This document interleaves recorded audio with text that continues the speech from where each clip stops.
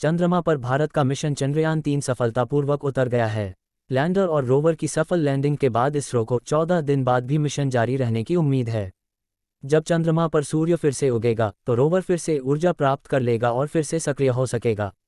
Lander और rover के उतरने के बाद अब उन पर मौजूद सिस्टम बैक टू बैक प्रयोग करने के लिए तैयार हैं, जो 14 दिनों में पूरा हो जाएगा।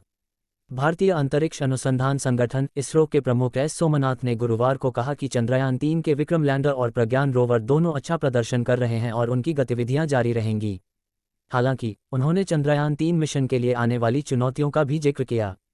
इसरो प्रमुख ने समाचार एजेंसी पीटीआई को बताया, लैंडर और रोवर दोनों ठीक काम कर रहे हैं और सब कुछ ठीक से काम कर रहा है, लेकिन आगे चुनौतियां हो सकती हैं। वे टकरा भी सकते हैं।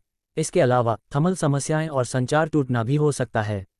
सोमनाथ ने कहा, अगर कोई क्षुद्रग्रह या अन्य वस्तु जबरदस्त वेग से टकराती है तो लैंडर और रोवर दोनों नष्ट हो जाएंगे।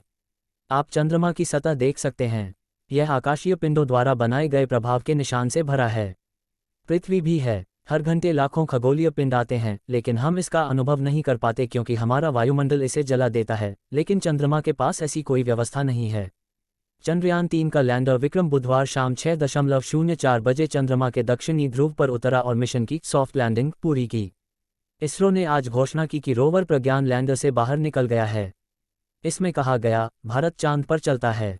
कुल 1752 किलोग्राम वजन वाले लैंडर और रोवर को चंद्र वातावरण का अध्ययन करने के लिए चंद्र दिन के उजाले में संचालित करने के लिए डिजाइन किया गया है।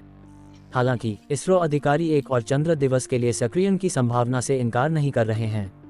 सॉफ्ट लैंडिंग के बाद की प्रक्रिया के बारे में विस्तार से बताते हुए इसरो के चेयरमैन एस सोमनाथ ने कहा, इसके बाद एक कई प्रयोग किए जाएंगे। ये सब एक चंद्र दिवस में किया जाना चाहिए, जो पृथ्वी के 14 दिनों के बराबर है। उन्होंने कहा कि जब तक सूर्य की रोशनी रहेगी, सभी प्रणालियों को ऊर्जा मिलती रहेगा। सोमनाथ ने कहा, जैसे ही सूरज डूबेगा, हर जगह गहरा अंधेरा छा जाएगा। तापमान गिरकर 0 से 180 डिग्री सेल्सियस नीचे चला जाएगा।